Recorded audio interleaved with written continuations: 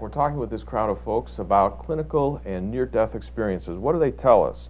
And the skeptic that is tuned in and said, well, it's nothing more than what is going on in your brain. The fact is you're having a dream. It's just like you're sleeping at night. You can think that you're in other places, but the fact is it's all in your head. Or the other doctor that might say, well, the fact is there are chemicals that are dumped into your body at times of stress, and the fact is they're giving you these hallucinations and so on. There are some illustrations that are coming up that would say it's got to be more than that. All right? Howard, give me one illustration. Carol Roberts from Independence, Kentucky had an aneurysm in her brain. She was rushed to the hospital, almost unconscious. It burst while the doctor was exploring it, and she left her body. Her husband was outside in the parking lot praying, because they were a good Christian couple, and he was praying as hard as he could, silently, that God would spare her life. She went out and heard his prayers while she was being operated on, and after the operation, they took her to recovery. They expected her to be unconscious for days and mentally impaired, and she became conscious in recovery and told her husband word for word what he had prayed, and he couldn't believe it. And he knew at that time that something had happened that there was no accounting for in this world. Did you say that he was praying silently? Yes.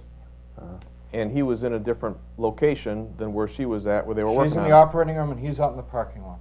And so what was his reaction when she told him that? He knew that God had spared his wife's life and brought her back. All right. And he knew his prayer had been answered. Okay, and physiologically, you just can't do that. You can't hear what somebody's saying out in the parking lot. Dr. Weldon? Yeah, I think part of the problem with the materialistic view is that all the alternate explanations to an actual being outside the body really don't explain the data. Dr. Elizabeth Kubler-Ross, who is one of the leading thanatologists, or one of a person who studies death, relates a story of two young boys who were in a car accident, and one of the boys who survived related a story while he was out of the body that he had actually met his brother out of the body, and that this brother had in fact died.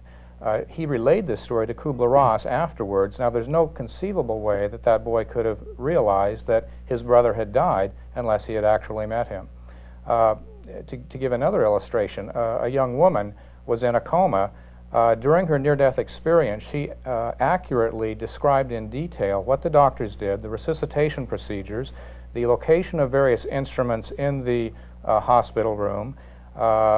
Several hours later, when the family left, she claimed that her spirit was actually following the vehicle to the home. When they got to the home, she described in detail what happened, what the mother cooked for food that night, the father's depression and discouragement over the accident that had put her into a coma, the specific toys that her younger brother and sister were playing with, the location of various people in the rooms, and the difficulty with the materialistic perspective that relegates all of this to something internal is that it really does not adequately explain these kinds of experiences. And by now there are literally thousands of experiences where people have gone outside of the body and actually seen things that they couldn't even know if they were conscious.